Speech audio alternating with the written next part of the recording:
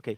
Good afternoon. It's a great pleasure to be here to talk about how we control particle accelerators with open source software and hardware.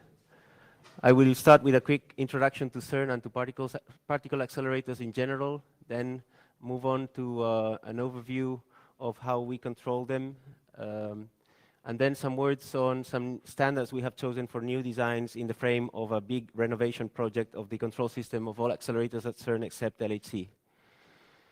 Among these choices we have made, one very important choice is moving to open hardware practices. So I will describe what we mean by that and what our choices were in that realm. And the most important open source hardware project at CERN currently is the White Rabbit project, which is an extension of Ethernet to deal with needs of highly distributed real-time systems. Then I will describe some applications of the hardware kit that we're developing, and I'll hand it over to David, who will speak about software, software coverage, software support for all this gear, and some conclusions and time for questions. Okay, so why do people want to build particle accelerators? I have mainly chosen three types of applications of particle accelerators, but mainly at CERN, what we're concerned with is the study of the finest constituents of matter. And here you see a quick, simplified cartoon of the so-called standard model of particle physics. So you have all these particles, and the first line is what ordinary matter is made of. So you have protons and neutrons made up of up and down quarks, and you have electrons around them, and with them you build atoms. And of course, when you collide particles at CERN, there's also these guys, which are the antimatter, so anti-particles of each one of the other particles in the standard model, and they all show up during collisions for a brief moment of time. Second family of applications of particle accelerators deals with exploring matter with microscope-type machines. So when you have charged particles and you shake them, they produce light, they produce photons, and the wavelength of that light is related to the energy of the particles you shake. And in a microscope-type application, the detail you can see of the thing you're probing depends on the wavelength. So with these accelerators, you can generate light of very short wavelength that lets you see very fine detail of many things, like, for example, this brain of a mouse to study Alzheimer, and this nucleosome core. So those are two examples of what you can see with these accelerators. Then the third family of applications I want to describe deals with helping people who have a cancer.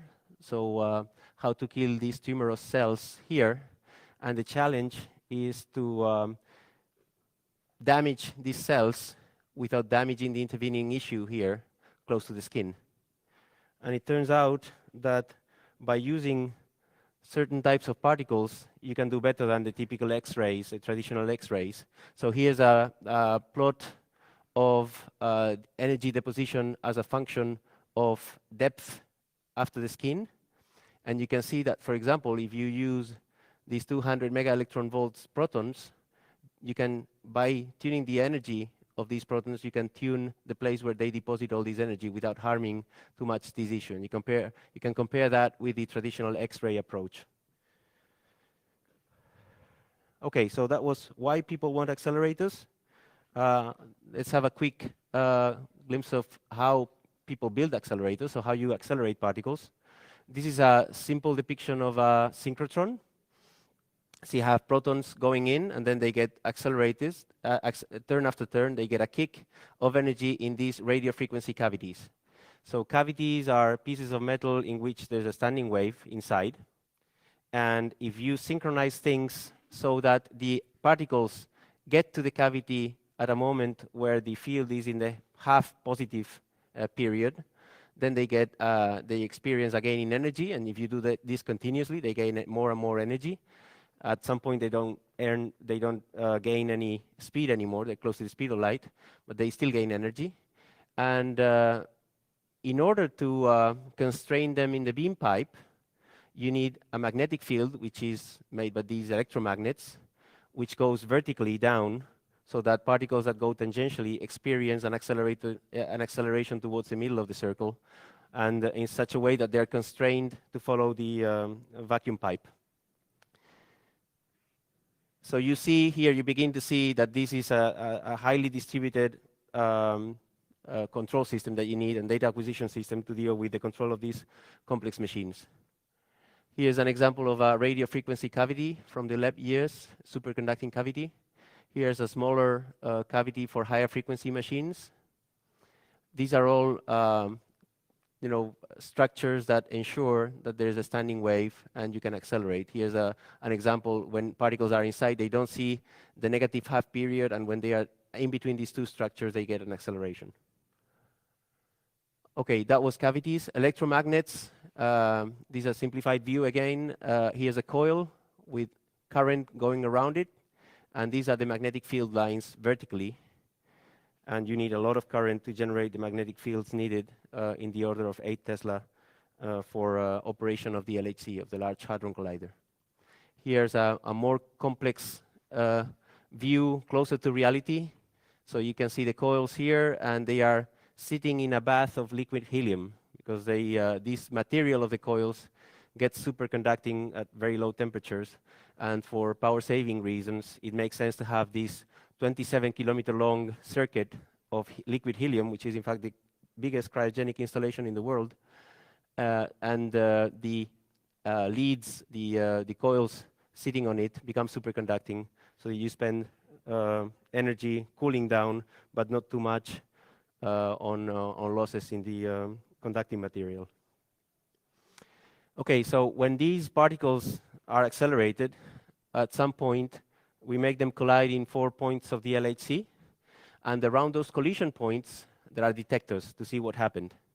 And the detectors, they have an onion-type structure with layers, and different layers devoted to different things. So in the innermost layer, there are silicon vertex detectors to figure out what the trajectory was.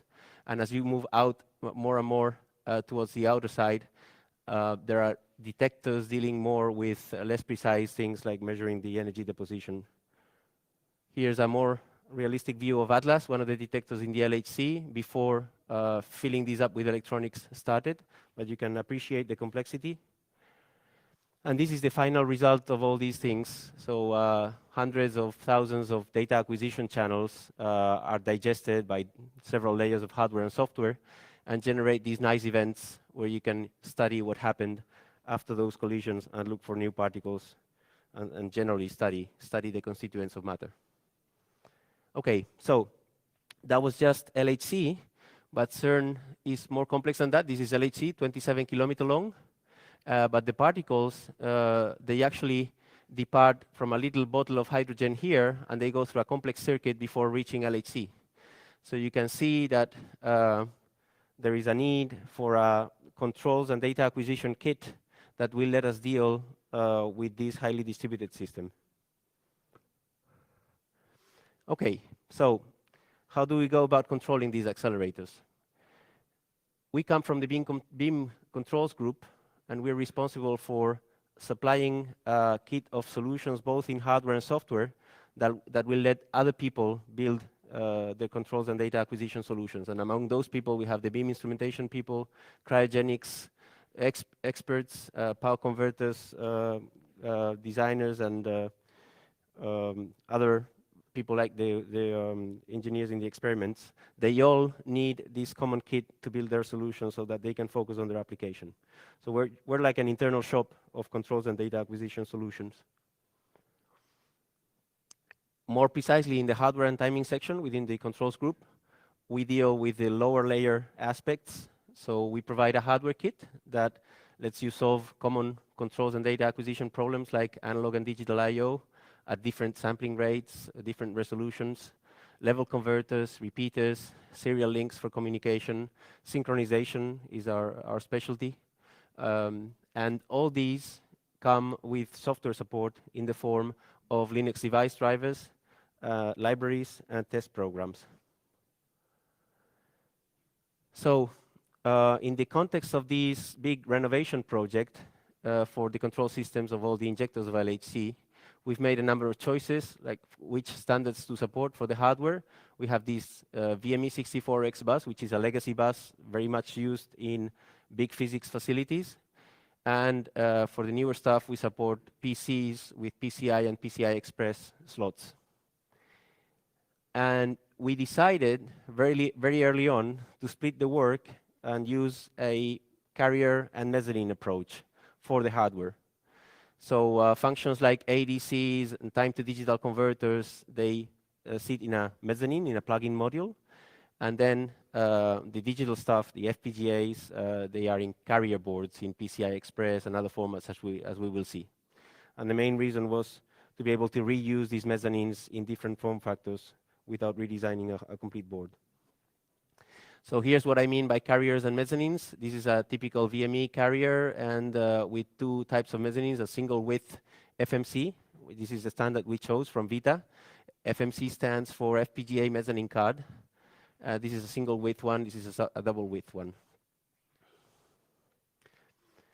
So the reasons to go for a carrier mezzanine approach are varied. The first one is reuse, as I said.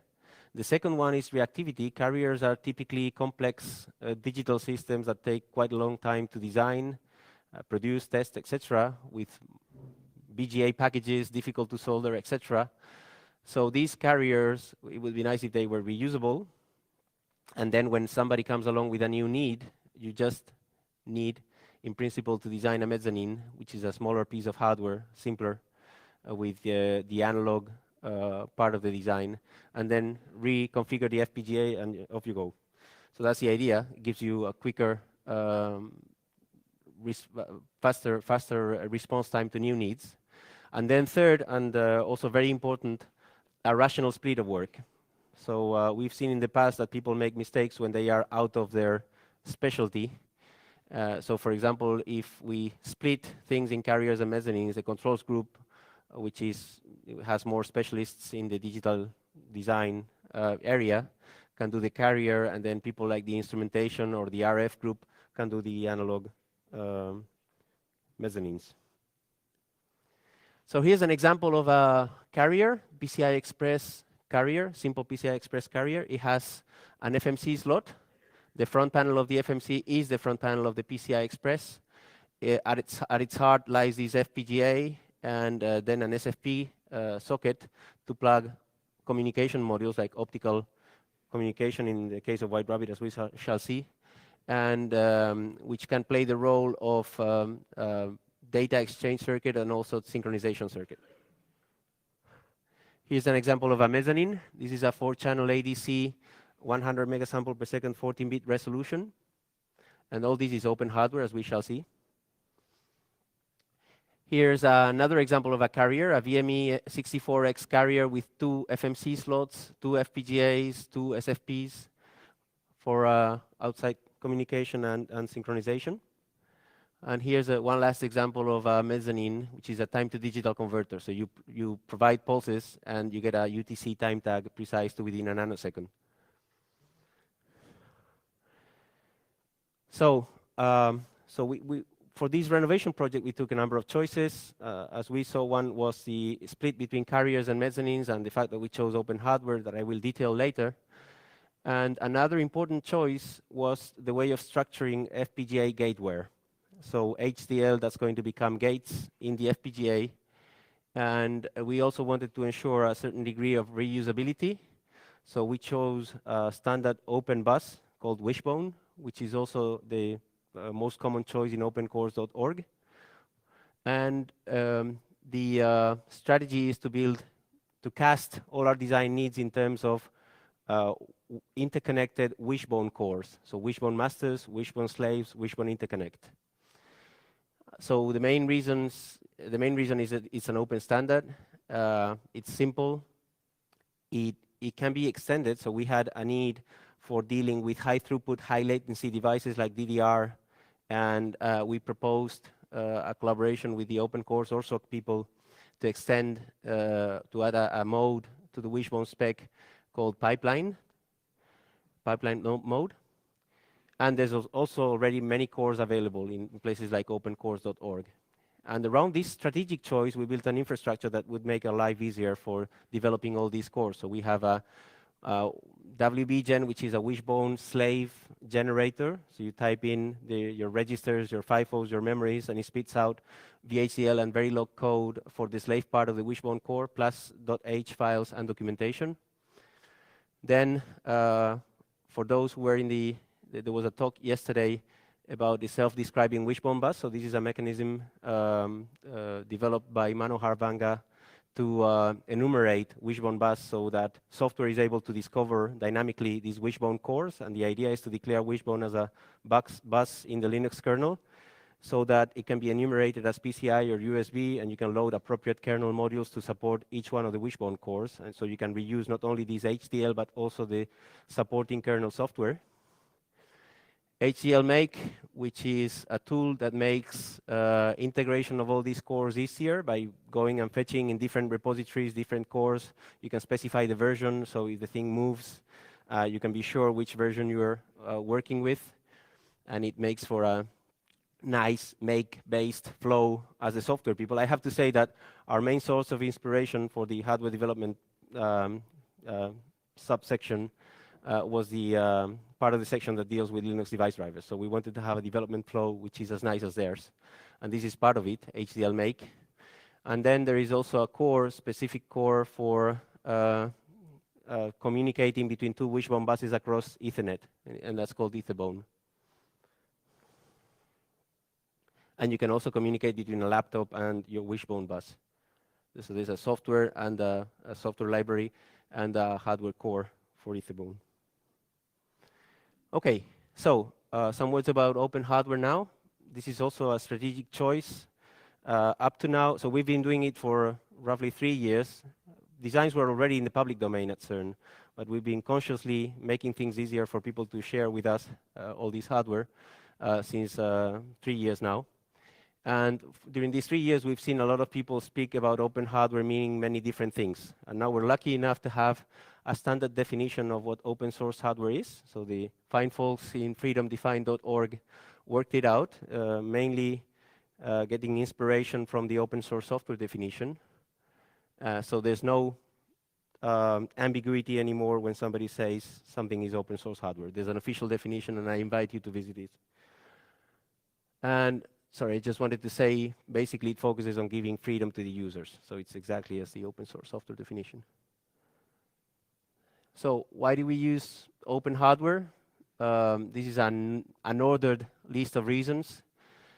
Peer review, of course. You can get peer review even without open hardware, but you get more peer review when you publish things. Design reuse. People are more likely to adopt it and to find bugs if it's open.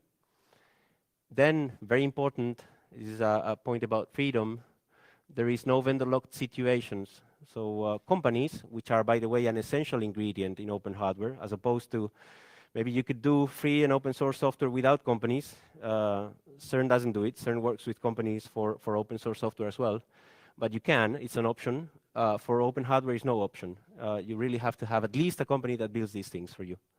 So, and companies play an integral role, as we shall see later.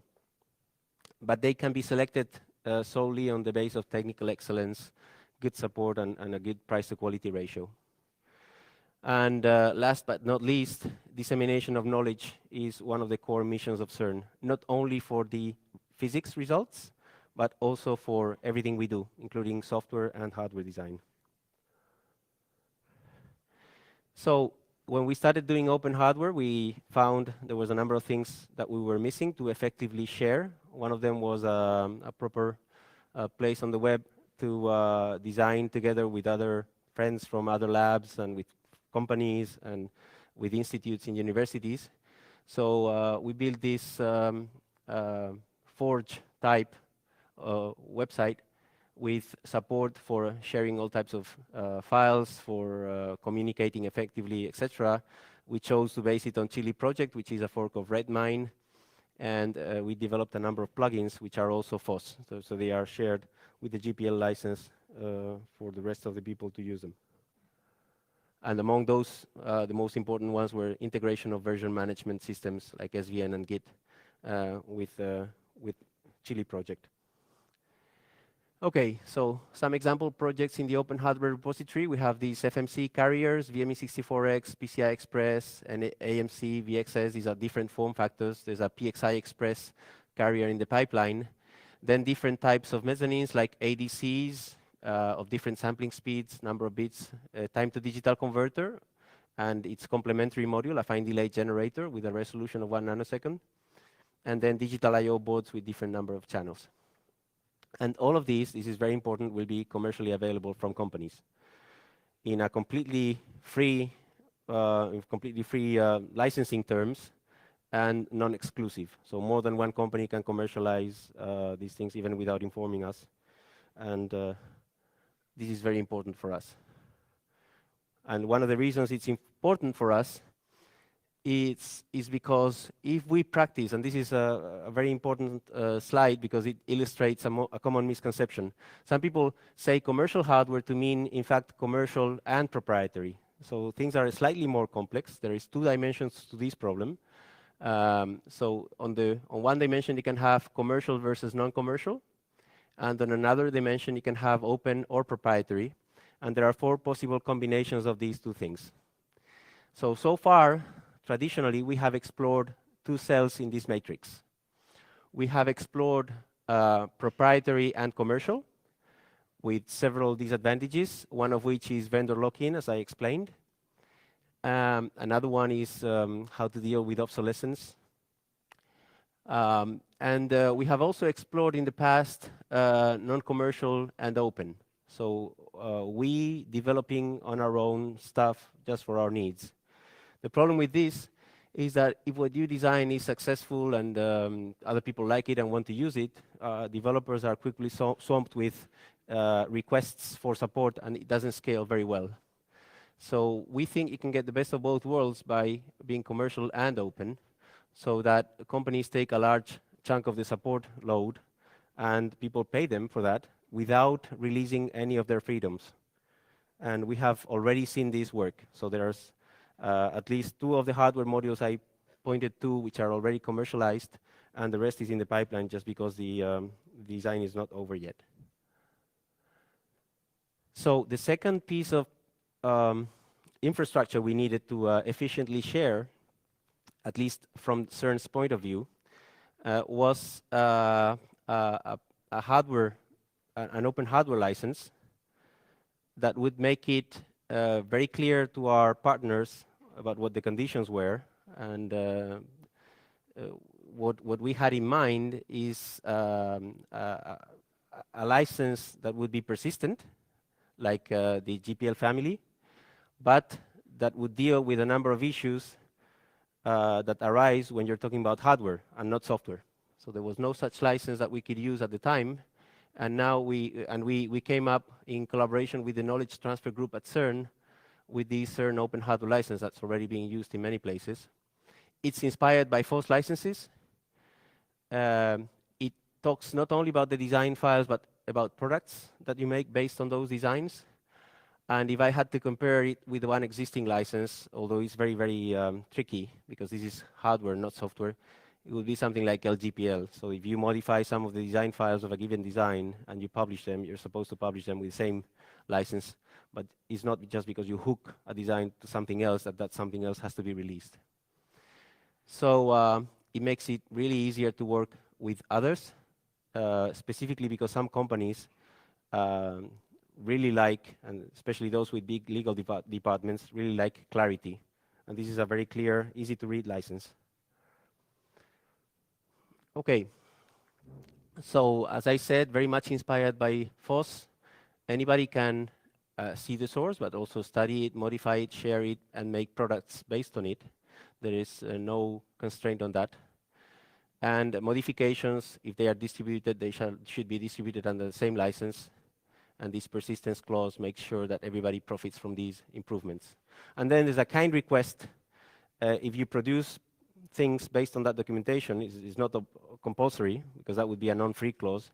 It's a kind request to inform the licensor so that people like CERN and others can track impact on society of the released designs. But this is not compulsory. Some examples of what people are licensing using the CERN open hardware license, just to illustrate that is for hardware, any kind of hardware, not necessarily electronics and not necessarily from CERN. So this is a worm farm used for turning shredded paper into waste that you can use as fertilizer with the help of tiger worms. And this is a rotocaster that you can use for making things like hollow rabbits in chocolate for Easter.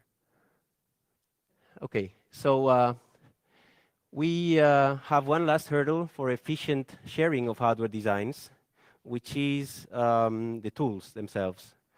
So unfortunately, tools to do PCB design and to be, especially those for PCB design, they have non-compatible formats, so it's very difficult to share.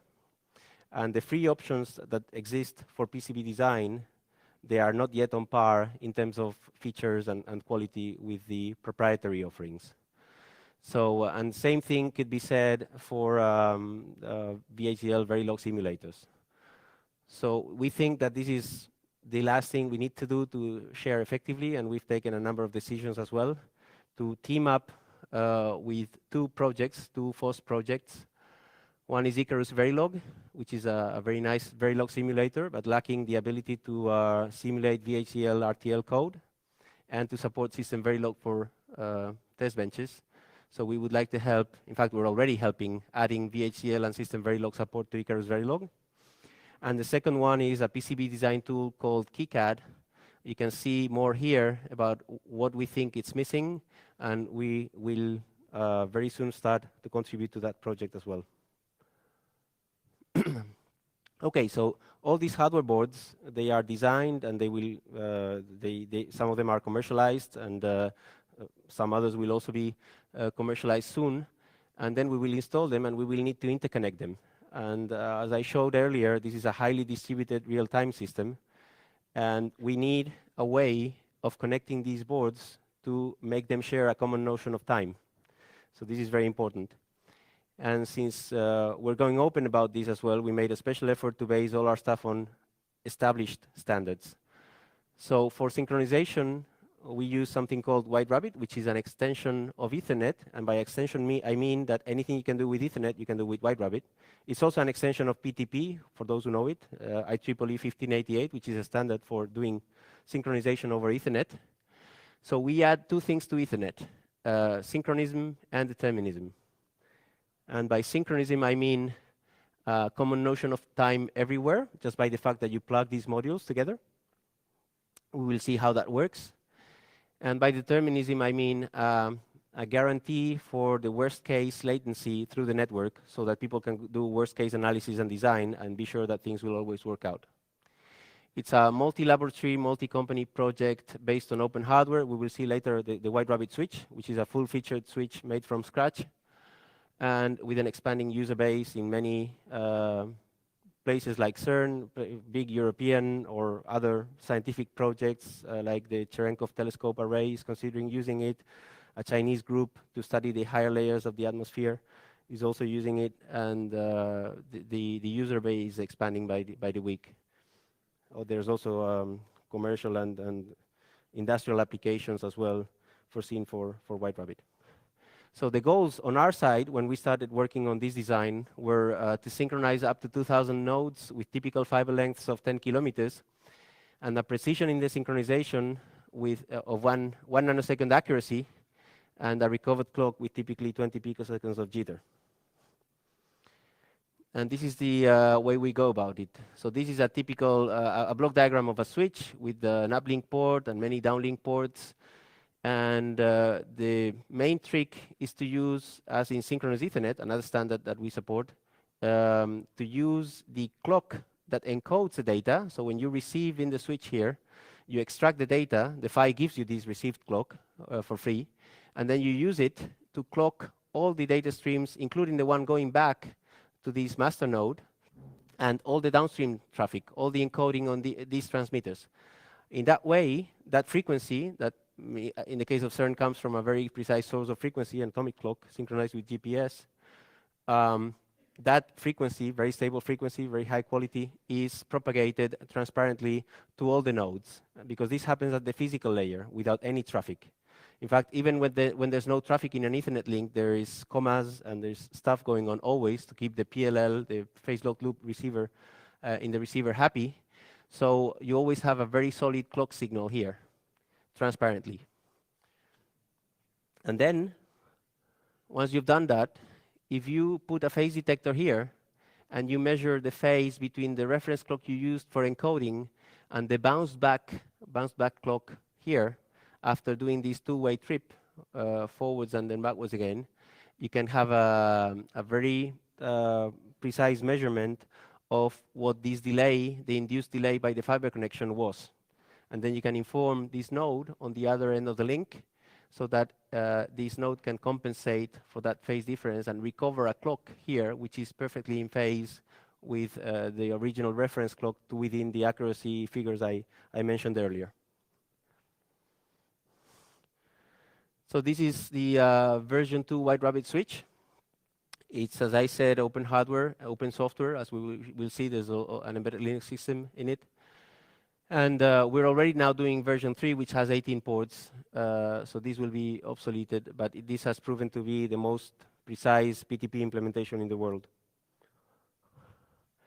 Here's a quick sketch of what's inside. So basically all the time critical stuff, like figuring out from an Ethernet frame what the destination port is done in an FPGA, and routing that frame to the appropriate output port is all done in the FPGA in a very deterministic hardware-based setting.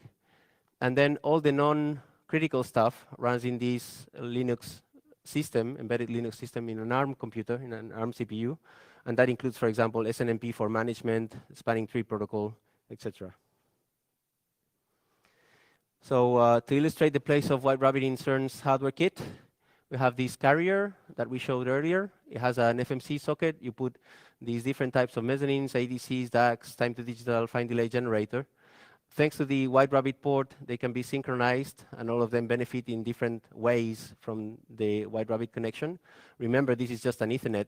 There's nothing White Rabbit specific in this board unless you instantiate inside the FPGA a White Rabbit core, which is also licensed under LGPL, like cores in opencores.org. And with this kit, you can build systems like this distributed oscilloscope, where you can have ADCs all around these 27 kilometers of accelerator. They're hooked to White Rabbit switches. You can have time-to-digital converter to timestamp trigger pulses. And then once you have a trigger, you can get all the data from the ADCs, which is also timestamped, select the subset of data that you're interested in, and display them in an oscilloscope as if they were all connected to the same physical oscilloscope with a graphical application. So this distributed oscilloscope is a very useful application at CERN. Okay, so that's the end of my part of the talk. I will now hand it over to David for the software part.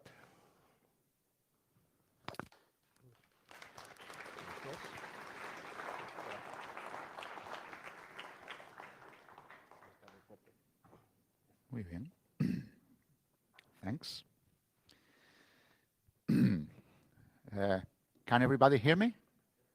Is it okay? Back at the bottom also? Okay, so after Javier's talk, we are very aware of the great world of hardware design and how the open hardware designs make things easy for hardware designers. My mission here is to talk about the software part. And I would say that after the magnificent work that hardware designers do, we get ourselves a very complex ecosystem. Well, ecosystem is a forbidden word in some contexts. So I would say that we got a zoo of different, very heterogeneous hardware devices that we have to cater for which we have to write software that are very complex, very different among them. So, for example, we get lots of hardware animals created by our hardware engineers that belong to different species, like, for example, typically analog I/O devices like ADCs, DACs, other boards like pure digital I/O. Like this, serial links, timing boards, timing receivers, fine delays, time-to-digital converters, and many others that don't fit quite accurately in all those categories. Uh, Apart from the diversity that we have here, we have also different breeds, different origins, different families those devices proceed from. We have those developments that Javier described, shiny brand new FMC boards that we are developing that have full bells and whistles and many fancy features. But at CERN, we got lots of legacy commercial off-the-shelf solutions and very old stuff that is very difficult to handle, very difficult to deal with, and very heterogeneous. So from the software point of view, we have to put some order in that zoo. How do we do it? Well, that's what I'm trying to explain in this part of the talk.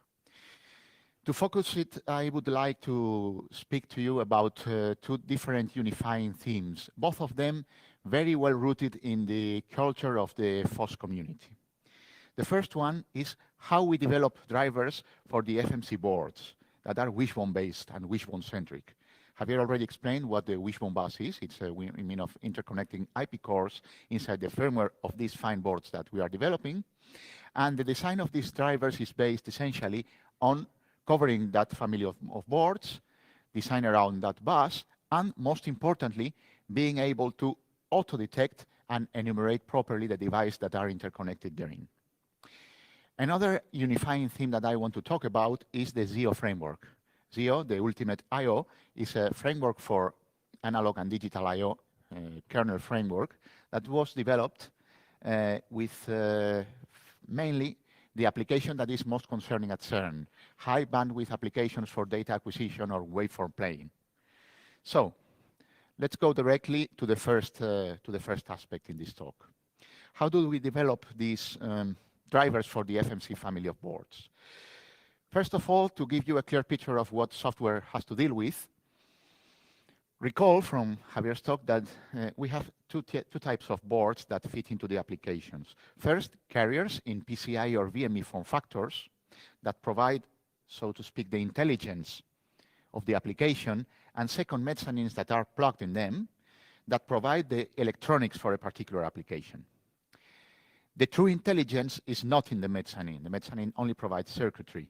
It's the carrier, or more precisely the firmware in the FPGA of the carrier, that contains all the intelligence and all the things that drive that mezzanine board.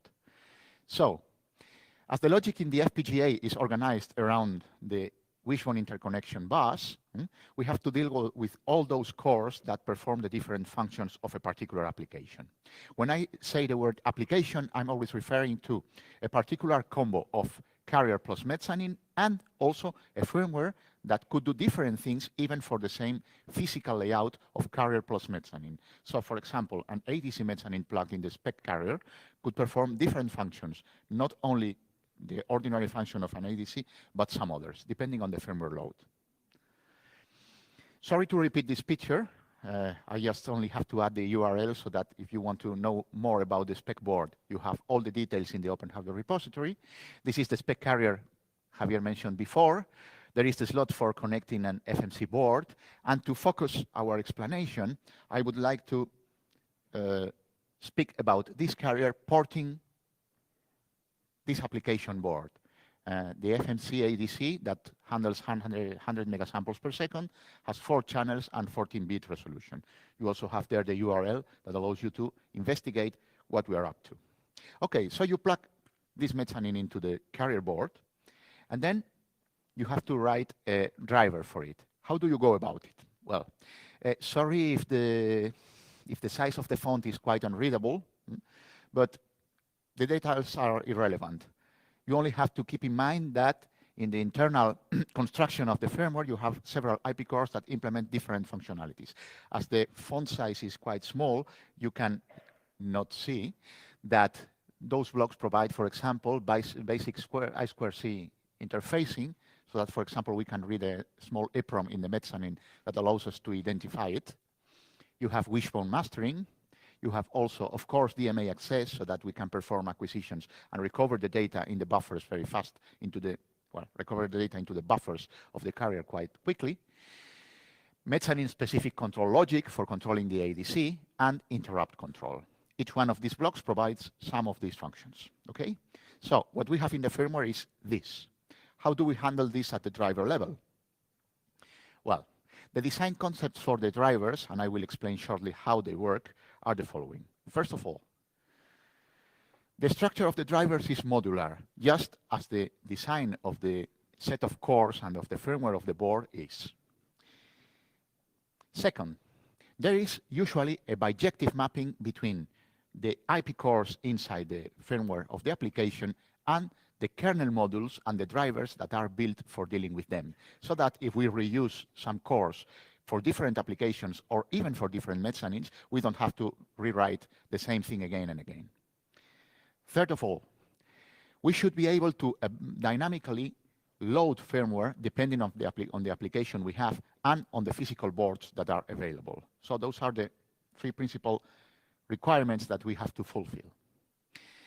Actually, we can do this without inventing nothing really new, nothing that is not already floating in the mist of the FOSS community. First of all, the drivers will act as something that has two main functions. The first one is the drivers for the carriers, firmware loading. The driver will load the appropriate firmware for the application at hand. So this is one basic component for it. Second, the driver will act as a bridge driver between the native host local bus, be it PCI or VME, and the wishbone bus that interconnects all the cores in the application. We hope that this will be the first wishbone bus driver that will be integrated into the mainstream kernel, but this is not yet done at the moment. So, how does it work? To understand this better, I think that going through the process of the boot of one of these drivers will be quite instructive. It will give a very clear picture of how do we go about this. First of all, there is nothing, okay? Well, there is one thing. There's the board. The board is a carrier. It has an FPGA inside it that is initially empty. Well, it contains something, but it's an irrelevant detail. And we have a mezzanine that contains an EEPROM that allows to identify what type of physical thing is plugged into the carrier. Of course, the driver for the carrier has to be loaded. And then it establishes some communication with the carrier board, and it identifies the carrier and initializes it. Then the identification for the mezzanine and possibly some external data are read so that we can know exactly what application is the one we need, what application is required for this board to perform.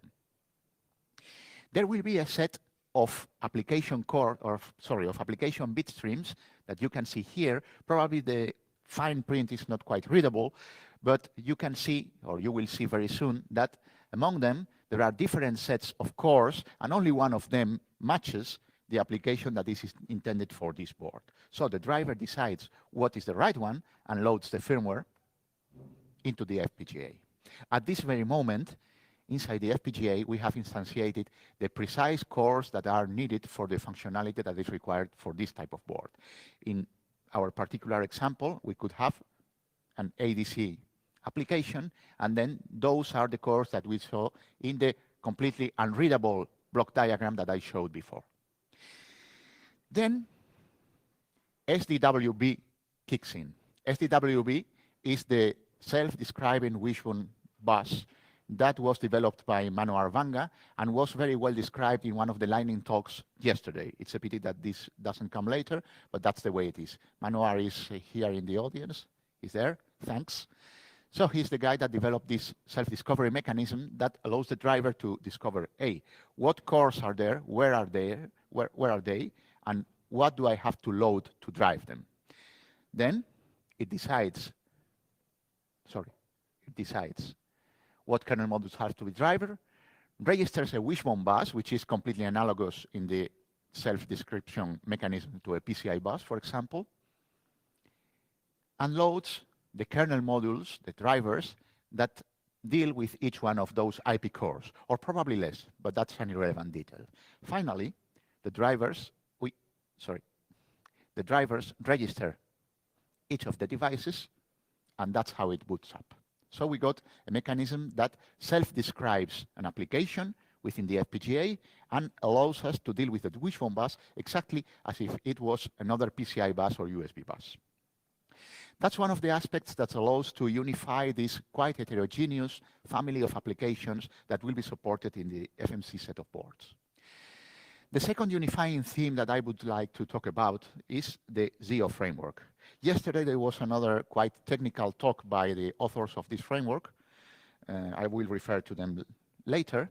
But first of all, what we need, because most of the boards we deal with are data acquisition, waveform players, etc., in general, industrial or other applications for I/O. Sorry, this wasn't planned, but I hope it stands. Is the ZIO framework. It's a kernel framework for digital input-output and analog input-output. In the kernel, there are currently two frameworks. One is Comedy, and the other is IIO. When we studied the possibility of adopting them, Comedy seemed to have a very cumbersome interface. And in the case of IIO, many of the features we need are not supported. So we decided to develop our own, and Alessandro Rubini and Federico Vaga became the main developers of this framework. This is designed to be integrated in the kernel. Well, Alessandro and Federico are over there too. Hi. And you can consult all the details under that URL. Okay. ZIO is based, well, it's designed with many features in mind because our requirements are quite demanding. We have to support digital and analog input and output, and also for one-shot and streaming buffered applications. So it has to support buffer management and also timing for time-stamping data that are being acquired. It has to deal with the issues of resolution, sampling rate, and time-stamping. It also has to do with calibration, offset, and gain for each of the channels of an input-output device. Bit grouping in digital I/O, and triggering of acquisition or output. Finally, last but not least, support for DMA, because this is to be fast.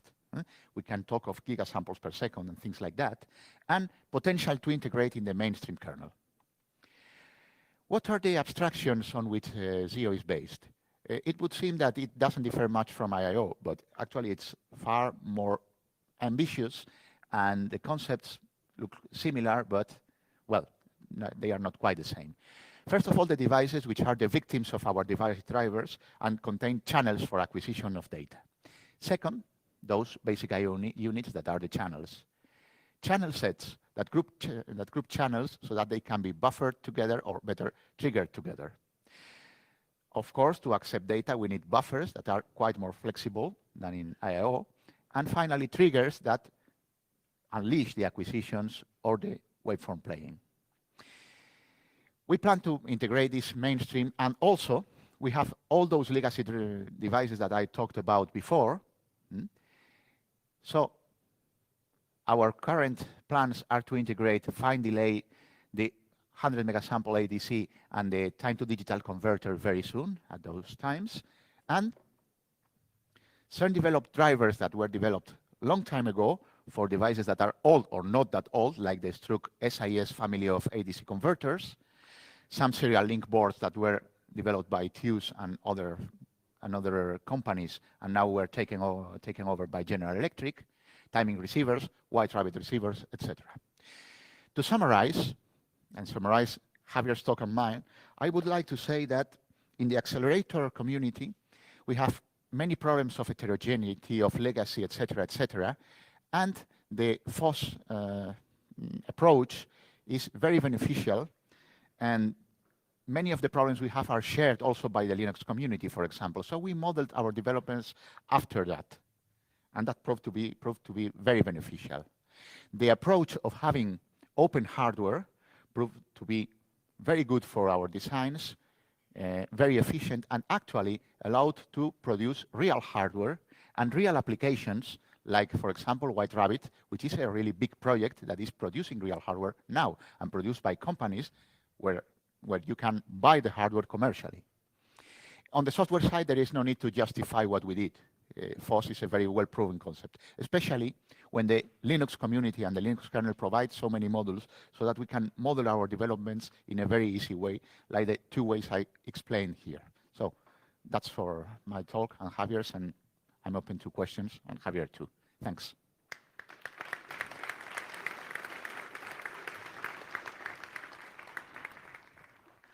Any questions? Hi, Olof.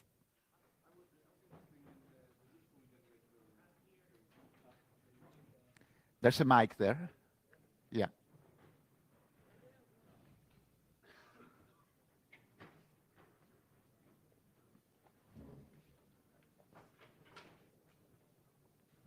Yes. I was interested in the... I think it works. Hello, hello? Yeah. That wishbone generator you're talking about, is that integrated with the IP exact? No, it's a simple tool where you just specify with a text file as the input what is. So the question was about wishbone generator. Oh, sorry. And you just specify in a text file with an easy format what your registers, memories, and FIFOs are, and it spits out a Verilog VHDL.h and documentation, but there's no integration with other tools. Did you consider using IP exact? No, I don't know what it is. So we can have a chat later, and it could be maybe useful. But yeah, this was just to avoid duplication of efforts in development of slave wishbone cores.